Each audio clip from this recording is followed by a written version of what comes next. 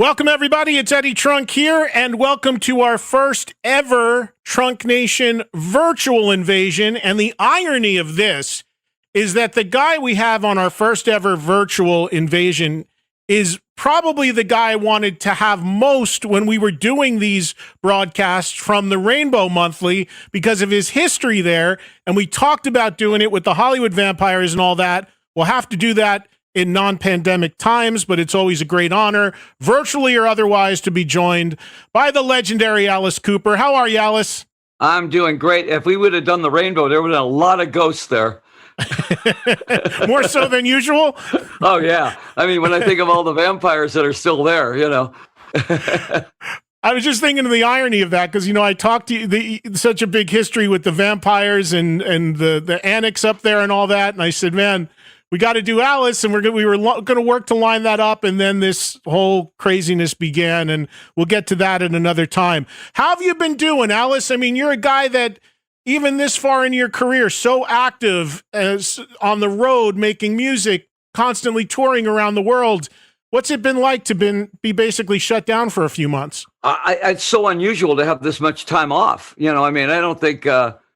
we usually get maybe if we get a month, that's a lot of time, you know, between tours. So I might finish an Alice tour and then go out with the Vampires, you know, for like 5-6 weeks.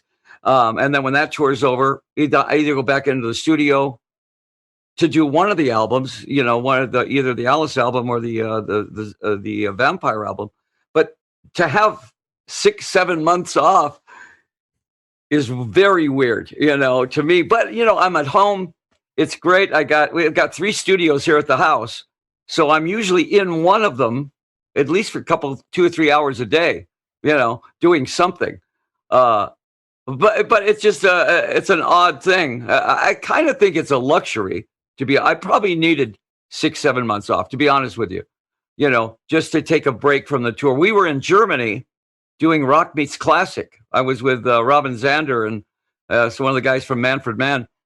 It's like a singer, a band, a 90-piece orchestra, a choir, and you do 6 songs, but with this gigantic orchestra behind you, you know. And we got into Berlin, finished the 6th show, and all of a sudden they said, you have 48 hours to get out of Germany because we're going to close the borders. Oh, wow. And then, so we canceled over 130 shows between our shows and the Vampire shows. But, you know, they'll be rescheduled, you know. Well, and I noticed looking at your website, you've got stuff on the books starting on what is an Alice Cooper national holiday. Of course, Halloween is the first date you have listed on your website. Are you optimistic you're going to be able to be back out on the road for Halloween? I don't think so. I think that Mexico City was going to be a big show in Mexico City, and I think that one's already postponed. So I'm thinking, you know, I'm optimistic. I think that December will probably be you know, it'll start there, and who knows what the concert's going to look like at that point.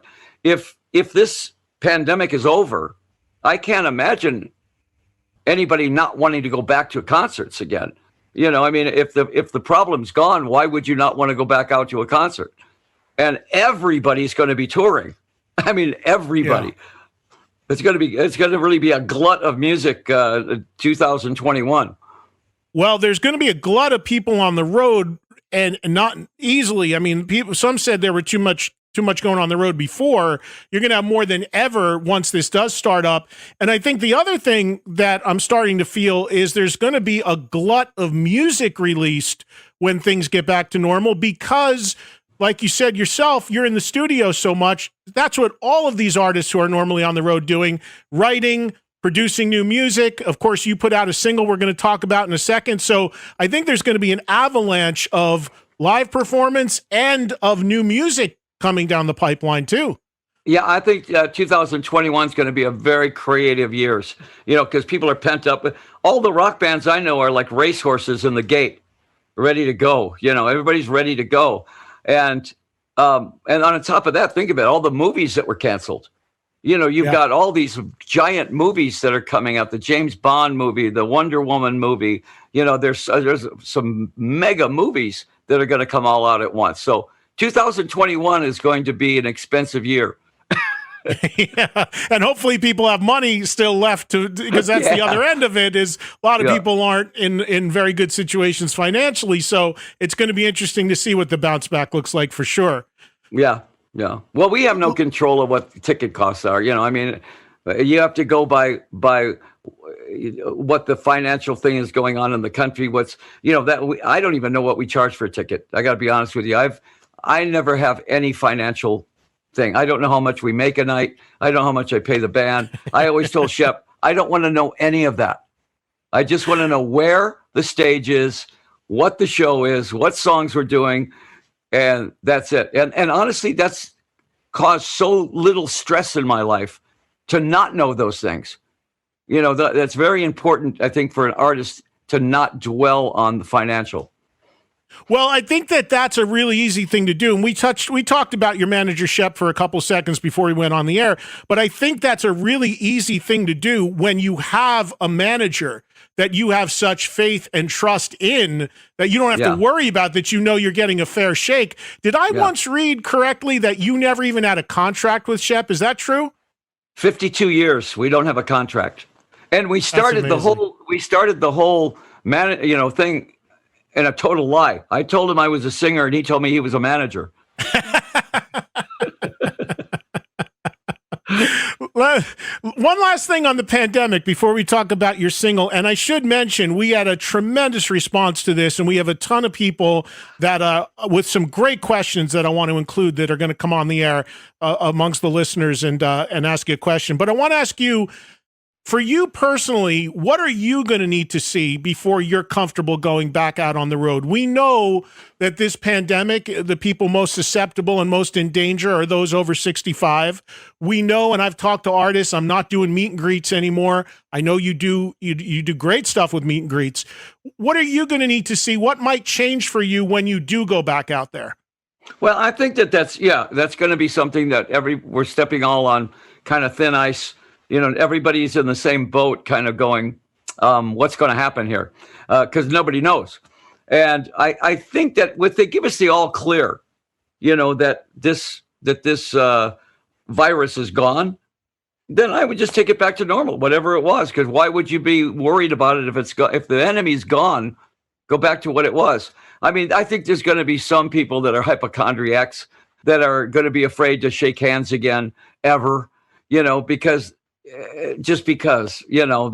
like that. But I think 95% of the people are going to want to get back to normalcy, getting back to going to a concert and going backstage and just get over what we were talking about. The single's about that.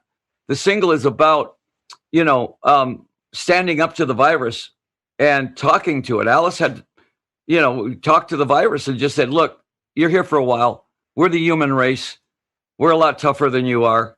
We're a lot tougher to kill, things like that. And literally punching the bully in the nose, and giving the audience an idea that we're not victims anymore. Now we're on the offense.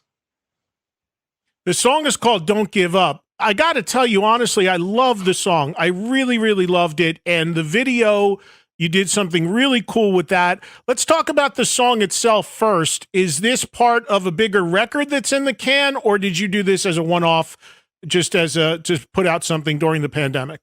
Well, the Detroit album, Detroit Stories, is done. I mean, it's all done.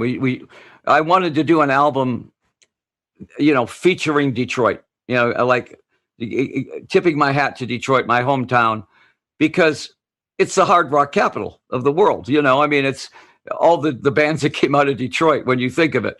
Iggy and the MC5 and Alice Cooper and Ted Nugent and the Amboy Dukes and Bob Seger and Jack White. I mean, it goes on and on and on. How many bands came out of there that were hard rock bands, all hard rock. And I said, well, let's go into Detroit. Let's have all Detroit players, Mark Farner, Johnny B, Wayne Kramer, and put a Detroit band together. And we'll even go in and find some of these punk bands and do their songs. You know, we had a band from the, we went in and listened to all these young bands and said, oh, that's a cool song. We'll do that. And they go, you're going to do one of our songs? You know, yeah. You know, the Dirt Bombs, you know, we did one of their songs on that Breadcrumbs EP. Right. And the Breadcrumbs EP was just basically a breadcrumb leading up to the Detroit album. So, I mean, it's all done. This song was called, We're All Hanging On by a Thread. And then we took it and said, you know, let's apply that to this virus because everybody's hanging on by a thread. Don't give up. Don't step off the ledge. You know, that fight back. And instead of singing it, Alice will talk it. And he'll talk very directly to the problem.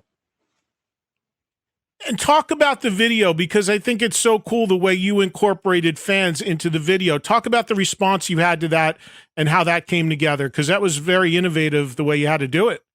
Well, you know, I thought we'd get 1,000 people, you know, bringing things in. You know, everybody has a word out of the song, holding it up.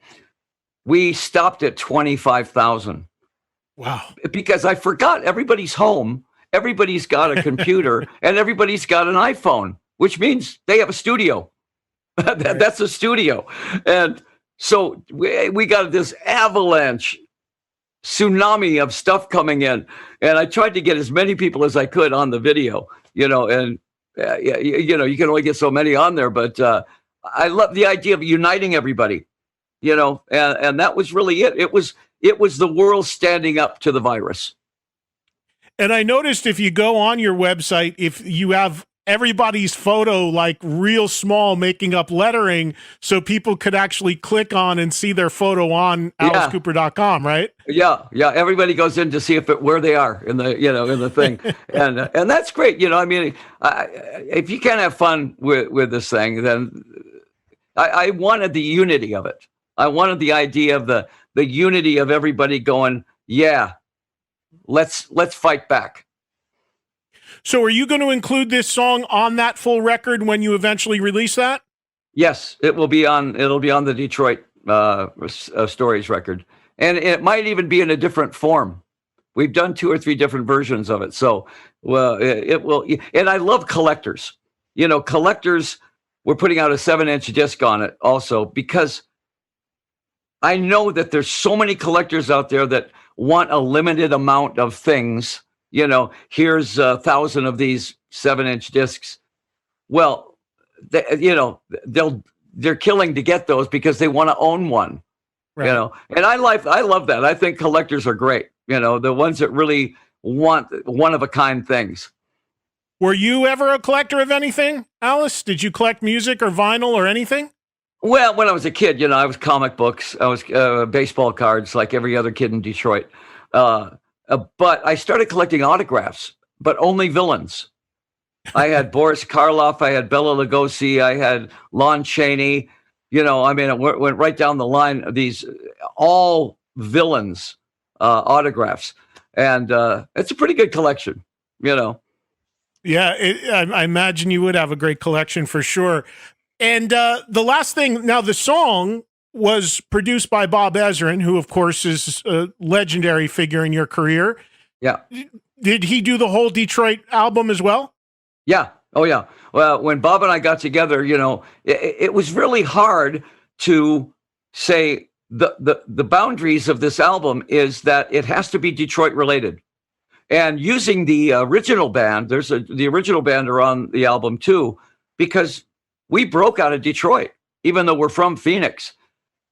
We broke out of Detroit. 18 was a hit in Detroit, and that's what really got us going. So when we lived in Detroit, we were a Detroit band. That was the only place that didn't kick us out. LA hated us. San Francisco hated us. New York kind of liked us because we were artsy, you know. But Detroit loved us because we were hard rock. And we were sort of like Take No Prisoners guitar rock. And so we felt right at home in Detroit. And then when they found out I was from Detroit, well, we're a Detroit band. You know, you mentioned LA, and I just watched the documentary Laurel Canyon, which I thought was great. I really loved it, and you were in it.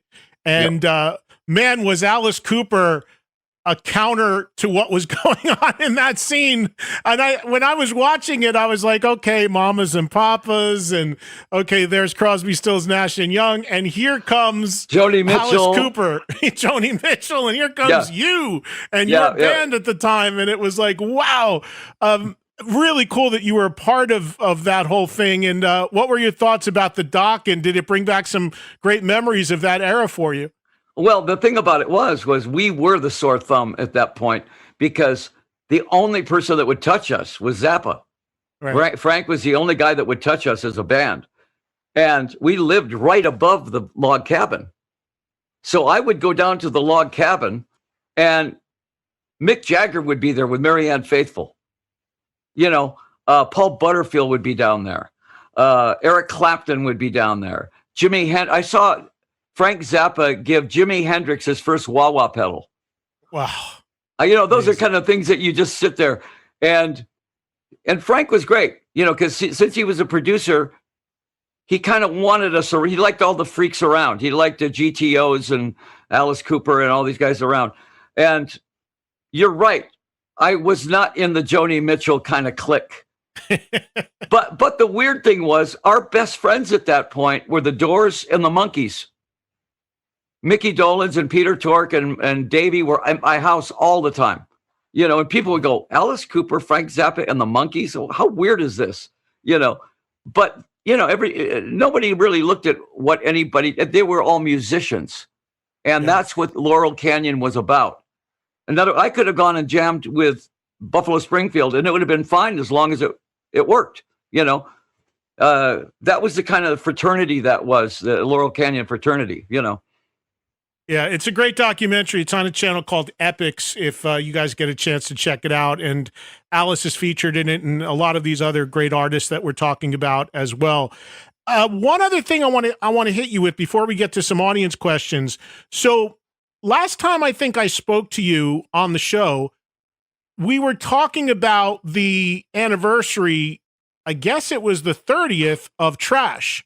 Yeah. You have this year is the anniversary of the Flush the Fashion album, which is a really interesting period in Alice Cooper history, which is so vast and so diverse. And I'm always fascinated by albums that come out from artists that are maybe a little left of center, experimental, different. Maybe they're not at their best, but they're still fascinating what was going on before or just after it. What are your recollections, if you can remember that period? Because I know it was a very different time for you in terms of sobriety. Yeah, that's when I think it was during the great cocaine blizzard of 1979, 1980. Roy Thomas Baker produced the album. And, I was ready. I was listening to what was going on in the business. And my deal was always this. Look, I don't mind coloring Alice a little bit this way or that way. I don't mind synthesizers as long as they're cool. I said, it's got to be guitar rock on a lot of this album. And, doing songs like Clones and things like that I kind of liked the idea of coloring outside the lines for Alice, And Roy Thomas Baker was, if they ever do a movie about, any of the like Caesar or any of the Nero, any of the really horrible, he's perfect for it. He was the most decadent character I'd ever met in my life. I'd get calls like this. Alice, darling, yes, I'll be a little late today. I seem to be handcuffed to my bed. I picked up these two little chippies last night, and they stole my wallet and left me handcuffed to the bed. And is my Rolls Royce at your house? Because it's missing.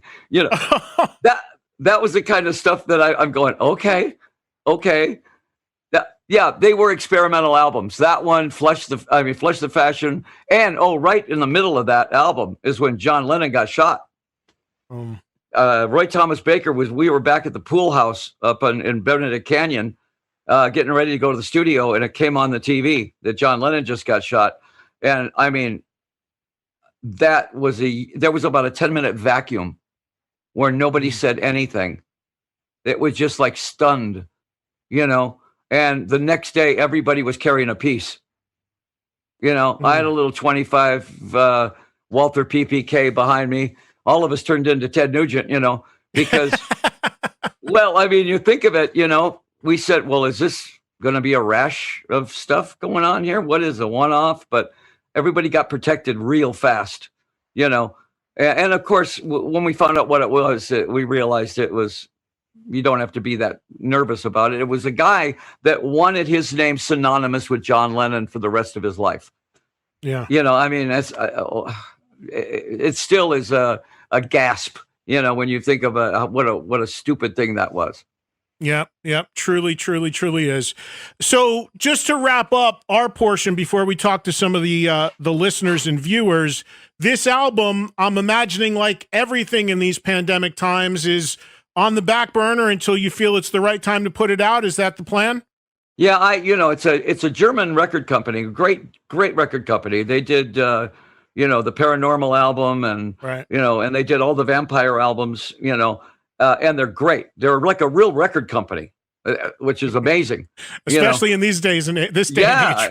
Right? and Deep Purple's on the same label, and so I mean, they're a real label. And I kind of left it up to them. I said, whenever you want to put this out, it's ready to go.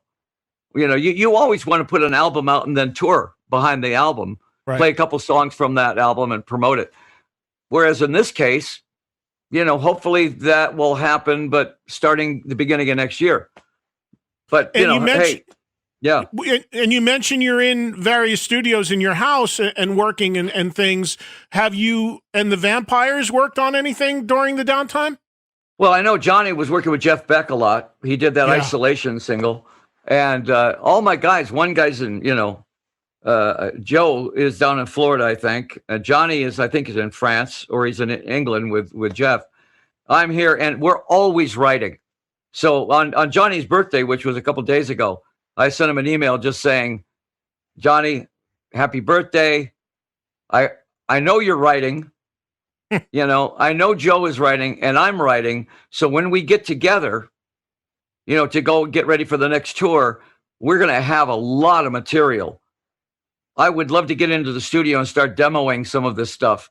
And, even when you're on tour, on days off, you can go in the studio, no matter where you are. When we did Heroes, that song Heroes on the last album, we actually cut that in Berlin in the same studio that Bowie cut it. Oh, wow. And we just thought that would be much more authentic to do it live in that studio.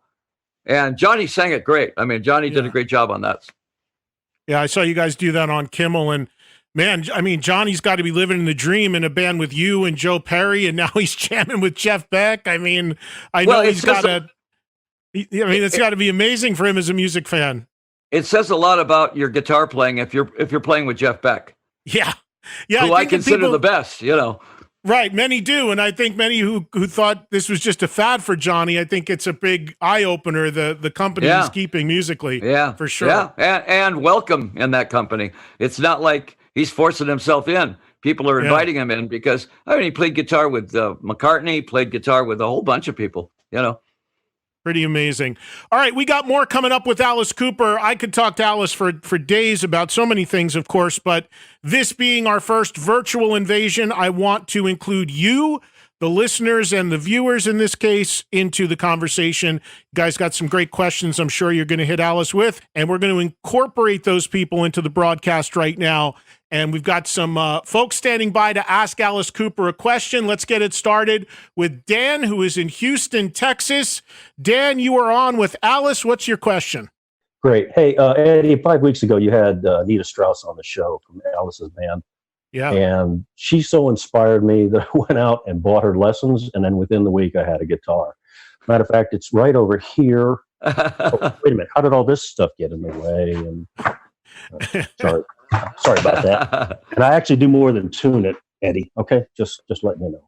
Yeah, I got to Okay. get my lessons. And Nita offered me lessons through her program, and I haven't had time to get on there yet, but I need to do it. But what's your question for Alice, Dan? Okay. The Alice, I'd like to know why and when did you pick Nita for your band? You know, we had Orianthi in the band. Orianthi's a great. I mean, she could sit down and play blues with Eric Clapton, with anybody. She is a unbelievable guitar player. And she went to do an album with Richie Sambora. And, you know, they went and did an album and everything like that. And she was with me a couple of years, 2 or 3 years. And I was looking for a shredder because I wanted to introduce some of the songs more from Constrictor and Raise Your Fist and Yell, some of the Kane Roberts stuff. So I was looking for a shredder, and I wasn't really thinking about a female guitar player, another female guitar player. And I think it was Kip Winger said, "You got to see this girl, Anita Strauss." And we listened to her. I just went, well, why wouldn't we pick her? I mean, she's as good as anybody I've ever heard. Steve Vai, I mean, Satriani can't say enough about her. I mean, you know, and she's the best chick. She can't wait to get on stage. She's a force of nature onto her own. And here's the funny thing, though, about Nita. You got to remember, she's 28 years old when she joins the band. All right. So her music starts around, I don't know, Soundgarden in there, you know, and we're talking about, well, let's do Pinball Wizard. And she kind of is like deer in the headlights, you know, what? And I said, you know, from Tommy. And she goes, oh, Tommy Hendrickson. And I went, no, Tommy, the play. She had no concept of what that song was. Of course, she heard it once and nailed it, you know, but we had to remember that her history, her rock history doesn't go back, you know, to the Who and the Stones and all that. And it was kind of refreshing to see somebody that was all new to that, you know, but what a shredder. And she's such a great girl. I mean, she gets on stage. She's one of the guys, and she could throw a spiral about 20 yards in the air. Okay, Dan, thank you so much for your question for Alice. Let's bring in now Heather, and Heather is listening in Miami. Hi, Heather. Hi. How are you guys? Hi, Heather. We're great. Say hello to Alice Cooper. What's your question? Hi, Alice. Okay, I have a two-part question. So my first question is if you have any rituals or pre-recording warm-ups. And my second question is, besides Frank and Alice and the guillotine, what is one of your favorite props that you've ever incorporated into any of your stage shows? Well, you know, first of all, I wouldn't consider it a prop, but my wife, Cheryl, has been in the show since 1976 and she plays Mademoiselle Guillotine, and she's scary as hell and absolutely gorgeous in this. And then she also plays the dead bride in Roses on White Lace. So when I say a prop, she is a prop, a living prop, because she could play any character. And that's Alice always needs an adversary. She's either the nurse or she's this or this or this. And it's great working with your wife, because when we're on stage, she's not my wife. She's my adversary. And it's great to be working with her. And what was the first part of the question again? Oh, yeah. Yeah, everybody has a different idiosyncrasy. Roger Daltrey practices fly fishing backstage. Peter Frampton irons clothes. I throw knives. I am basically, I can put 20 knives into the size of a grapefruit backstage. And every night I put somebody else on the board. It doesn't matter who it is, whose face it is. It could be Eddie. It could be anybody, you know, and I hope they don't take offense, but that's how I get warmed up. And then I watch really bad Kung Fu. I mean, Wow. not good Kung Fu, you know, like the 7 Golden Vampires versus the Shaolin Empire, you know, really horrible stuff. And then I start getting ready for the show. I don't know why that's my idiosyncrasy, but it is. I never warm up my voice ever. I know guys, I hear guys backstage doing you know, going through the scales and all this, and I just get up and sing. Yeah, that's crazy. Thank you, Heather, for the question. I appreciate it, and thank you for listening. Bye. Bye-bye. So I've heard Hey. that from so many different people. It's like everybody's got a different ritual before they perform. And you got guys that do big warm-ups and big warm-downs, and then guys that just go out and sing. Dio Yeah. was like that. I was very close friends with Dio, and I would sit with him in the dressing room before a show, and I'd be like, Ronnie, shouldn't I leave so you can warm up? And he goes, what are you talking about? Sit down. Want a drink? And he just walked right out and sing. It was incredible. And you see all sides of it. I guess you figure out what works for you after a while, Oh yeah, right? yeah. I mean, I've been backstage with, with just about everybody, and you can hear guys doing the scales, and you can hear guys, yelling and screaming and doing all this stuff. And it's like that with golf with me too. Everybody goes out and warms up and hits ball. I get to tee it up and hit it right down the middle. Let's get Joel in Orlando on. Joel is next up on our invasion to talk to Alice Cooper, and he will be joining us here any second. But yeah, I've seen all that too, Alice. People yelling and screaming into towels and all. And what are you doing? Yeah, save it Go for the out and stage. sing. Exactly. All right, we got Joel coming up right now on the screen, and there he is. Joel, say hello to Alice Cooper. Hey, Joel. Hi, Alice. Hi, Eddie. Hey, Joel. Hey, my question for you, Alice, is Trash is my favorite album all time. My question is Trash your favorite album as well? If it's not your favorite album, I just want to know if it's at least on your top 5 albums. And Kyle, that's my question. And Eddie, for you, just real quick, forget about Bass Ed, about vinyl. CDs is the best format to get your music, man. All right, So I'm with don't you. worry about it. And Love my thank you very CDs much. still. Oh, yeah, You know, me too.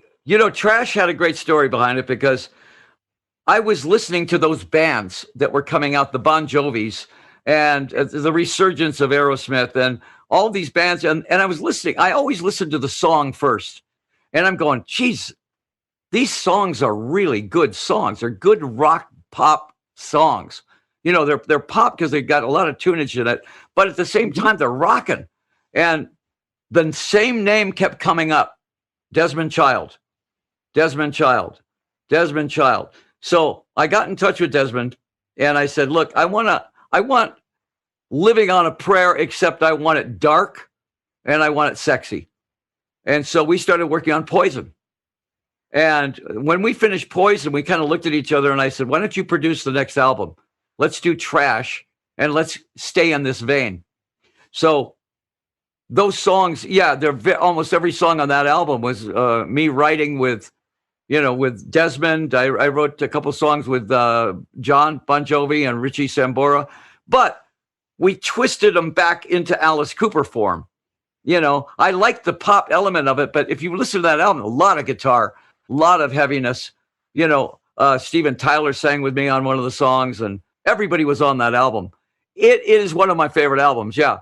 I think From the Inside is one of my favorites. If you're going back to the original band, you Love It to Death and Killer, and then you get Schools Out and $1 Billion Babies. Those were huge. I think Welcome to My Nightmare represented the new Alice, the villain Alice. And today I just listened. I got in my car and listened to Dirty Diamonds, and everything on that album. I went, wow! I forgot about these songs. And then Last Temptation is one of my favorite albums. It's so weird how you go back and find these albums you haven't listened to in 25 years and go, oh, wow, we got to do that song on stage. And it's also amazing how quickly an album that you feel is still a pretty new album becomes 10 years old like that. Like you put Brutal Planet back in your show not too long ago, and I love that song, and that's a great record. And I still think of that as being like new Alice, but that's probably easily 10 years old now. So it's amazing how fast time flies. More than that. Yeah. I mean, since Brutal Planet, there's been, I think, 10 albums. Right after that was Brutal Planet was Dragontown, and then, we just kept, I still believe in putting out albums. And I know the idea is do a couple of songs and let us save the money. Hey, there's millions of Alice Cooper fans that want to hear new music. And I will gladly do albums from beginning to end with a storyline, which is way out of date. But that's the way Alice Cooper does albums, and that's for the old audience that wants to hear new stuff. of course, it's not going to sell 8 million records like it used to. But so what? You're still going to make albums for the audience, you know? Well, I'm so glad you said that, and I'm so glad you do that because I could not agree with you more. I love the full album experience, the sequence, the journey the record takes you on. It's nice to have a single to warm you up, but I love the complete record. It's an art form that I hope never, ever ends because I think it's really important. Let's get Jonathan. And vinyl went up 85% last year. Vinyl went up 85%. If people are listening to albums or CDs or whatever, they're still taking it in a full way, which obviously is really important. One more before we go to break. Jonathan in Connecticut. Go ahead, Jonathan. You're on with Alice Cooper. Yeah, thank you, Eddie. Alice, I wanted to ask you from one car guy to another, what is your favorite Ford Mustang? Because I've heard you've had a few over the years. I just got my Bullet. I've got. Oh, I have a 2008 Bullet. I've got a Bullet that underneath is a brand new Cobra. Wow.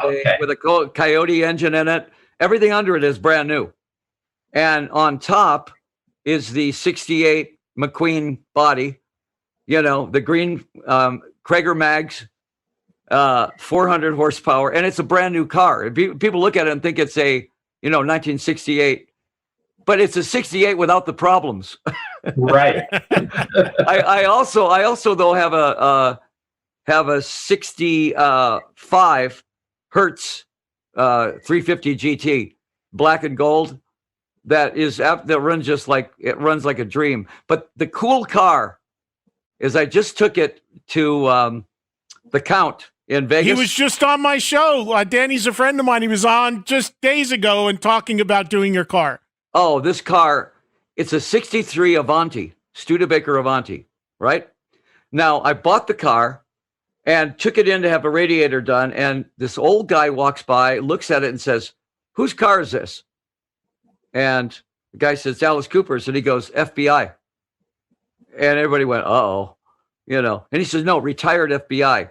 He said, "Let me check the VIN number on this car." He checks the VIN number and he says, 1965, I busted a Soviet spy in this car.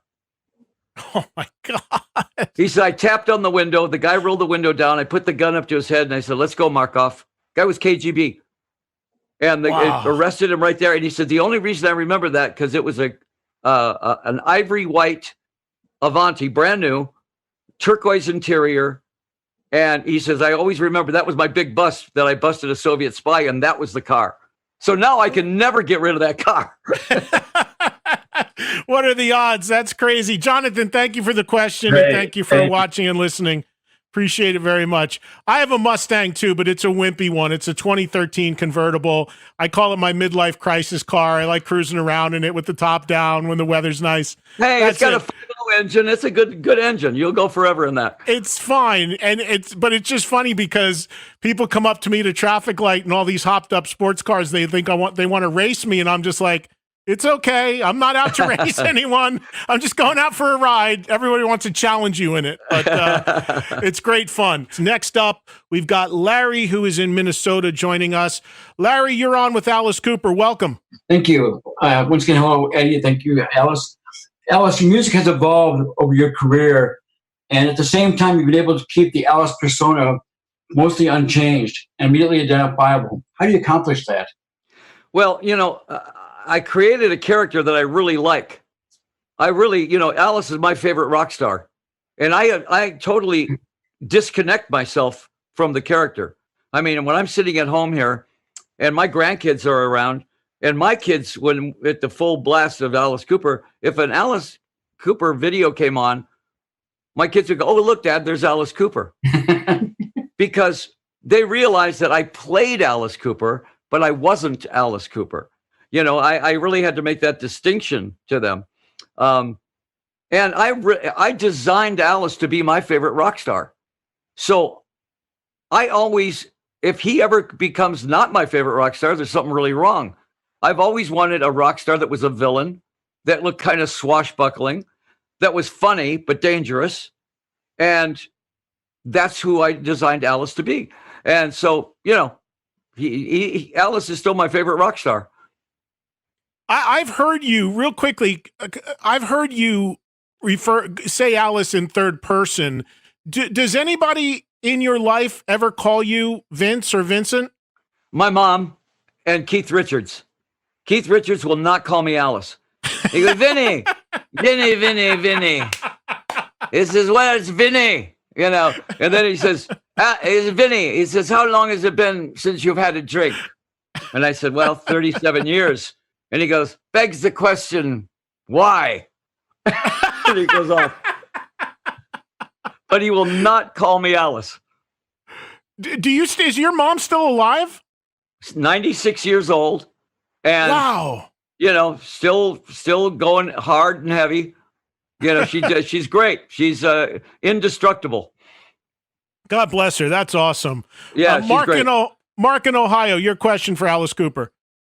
Thanks, Eddie. Alice, truly a pleasure. I'm a high school teacher. I can assure you that at the end of every school year in my class, I'm cranking schools out for you. This year, obviously, with COVID, you were a little bit more prophetic with schools out completely and forever. Yeah. My question is when you wrote that song with the band, did you have any idea that it would become such an iconic song for not just students, but us teachers too? I think the only song that we ever wrote, anytime you write a thing and you go, oh man, that song is so good, you know, it might never get played.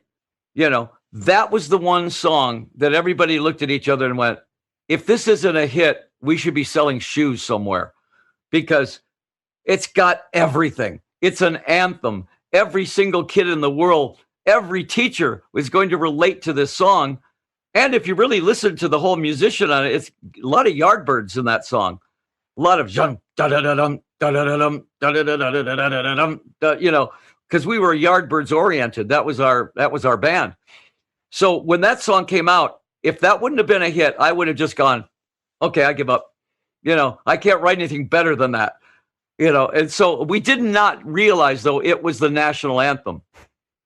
Not just in America, in Russia, in China, every place, anytime the end of school, that song gets played. Thank you very much, Mark. Let's get Nick in South Dakota in here with Alice Cooper. Before we wrap up, we want to try to squeeze everybody in real quickly. So go ahead, Nick, jump in if you can, and they're lining them up right now. Go ahead, bud. Okay. Hey, Nick. Hi, Alice. Quick Hey. question for you. Talk about your friendship with Bob Ezrin and how you've managed to maintain it over the years. Bob Ezrin is the only other person that understands Alice Cooper as a character. I mean, Bob was classically oriented. He was theatrically oriented when he was a kid. And when we talk about Alice, of course, we talk about him in the third person. We'll listen. I'll write lyrics and we'll listen to the song back, and he'll say, Alice would never say that. And I go, yeah, you're right. Alice would say this. Right. Good. People will send songs into me and they go, okay, this is a perfect Alice song. And we'll listen to it and look at each other and go, Alice would never say that. You know, because Alice has got his own sense of humor. He's got his own sense of morality. He's got his own sense of dark humor, certainly, and laughs at all the wrong things. But so does Bob Ezrin. We have got this sense of humor that go back and forth where we both are the only two that get it, you know. So I can trust Bob on every single Alice Cooper thing. He just called me today. He sent me something and he said, these lyrics you wrote, he said, we got to go over these because a couple of lines here are not Alice. So, you know, Bob Ezrin is my twin brother. Yeah. Thank you, Nick, for the question. Let's get Ryan in Maryland on with Alice Cooper. All right, so I got to ask. Hold on, one sec. Sorry, one sec. Ryan, are you hiding from somebody when he's like in his room in a closet or something? Is this like the first 48 or what? So I got to ask, what is your response to people who think you're too old to tour? You know, I really do believe that if I got on stage and I couldn't do Alice at full blast, then I wouldn't do it. I'd still pay top dollar. I'm in 2 touring bands now, and I'm the only one not breathing hard at the end of the show. You know, and Poor I Joe give it passed out. Poor Joe went down at one show, for God's sake. No, Thank God he's okay. Trust me, everybody's breathing. They're, and I'm going, come on, you guys are wimps. Let's go. You know, I've been doing this all my life. I was a distance runner when I was a kid. I was a miler and a 2-miler and a cross country runner, and I never smoked cigarettes. So that has a lot to do with your lung capacity. And if I couldn't do it 100%, I just wouldn't do it. You know, if I ever mail it in, that would be the end of me. See, that's the whole thing. That's my mantra about artists that I love. You go forever as long as you can still do it well, and people don't say, what are you still doing up there? And when people see you and hear you and the band you have, you don't think about age for a second. And a second, no. You had said to me when Joe Perry collapsed on stage with the Vampires, you had said to me, you didn't realize that Joe didn't tour as much as you did. Like, you guys were going at a clip at that time where it was just, you know, that you're just used to it, and he really wasn't, because he hadn't toured consistently like that for a while. Well, and they do 2 shows a week. Right. We do 5, you know. I was surprised at how good a shape Johnny was. Johnny got up there just no problem. You know, two of the drummer and the other guitar player, you know, Glenn Sobel and Tommy are in my band, so they're used to that. They're used to that pace, you know. Right. But I think it took other guys a little bit to get up for 4 or 5 shows a week with the Vampires. Final question here, and I had to make sure we got this guy in because he is joining us from a couple towns over. He could have come and asked the question in person here. This is Zachary. This is Zachary in Florham Park, New Jersey. Hey, Zach. Hey, Eddie. Hey, Alice. Huge fan. My first concert was at 7 years old, seeing you in Camden, New Jersey. So it's a real honor. So and you turned out fine. Yeah, it turned out all right. Well, depending on who you ask. But I wanted to ask, in your opinion, which played a bigger role in introducing you to new fans? Your cameo in Wayne's World or your appearance on The Muppet Show? You know, The Muppet Show was a lot earlier in the career, and I think that introduced me to a really wide spectrum of people. Including me. And well, at the beginning of that, they said, do you want to do The Muppet Show? And I went, I spent all this time developing this villain. I don't want to water it down. I said, who was on the show in the last month? They said, Christopher Lee, Vincent Price. And I went, I'm in. It was the most fun I ever had in my life, was doing the Muppets, because you end up talking to them like they're people, you know, and without thinking about, you're going, what are you doing for lunch today? And I go, I don't know, Kermit. We'll just go into the, and you're literally talking to them. Now, I think Wayne's World literally got me into a younger audience. You know, that introduced me to a much younger audience, and kids walked away from that were 15, 16 years old going, who's that band? I want to go see who that is, because they were cool. I mean, that Alice Cooper guy is scarier than anybody. I think I did reach them with that movie. We never knew that movie was going to be that big. I mean, you know, it was a cheap little movie. It didn't really cost a lot to make. So right. It's funny to think that that Wayne's World brought you a younger audience than the Muppets did. Yeah. The Muppets gave me a more broad audience, but Wayne's World connected up with that whole other younger audience, you know. Alice, it is always a great, great honor to spend some time with you, and I can't thank you enough for doing this. This doesn't get you off the hook for the Rainbow, though. We still got to do that one, right in the shadow of the Vampires. Oh, are you we kidding? can all gather again. I'll try to get the boys. I'll get Joe and Johnny, and that would be great. Would be so much fun to do that out there on the patio, hopefully soon when things get back to normal. Best of health to you and your family, and, you know, enjoy the time home. Before you know it, we'll be talking about you're on the road all over the globe. So make the best of it. And everybody check out the new Alice Cooper single, Don't Give Up, which is out there right now. Thank you so much, Alice. I appreciate it. Eddie, always anything for you. And we'll try to put that rainbow thing, but we should do it in the Roost.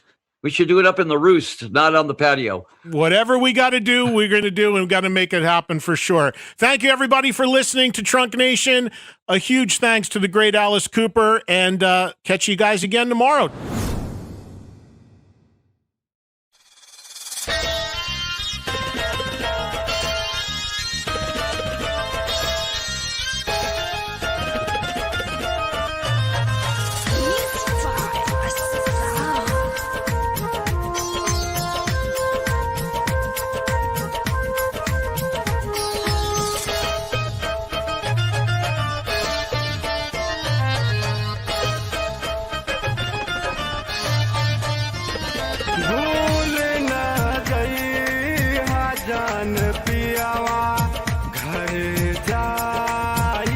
के भूल ना जइहा जान पियावा घरे जाई के प्यार में तोहरे हाय प्यार में तोहरे हमहु मारब जहर खाई के भूल ना जइहा जान पियावा घरे जाई के भूल ना जइहा जान पियावा घरे जाई के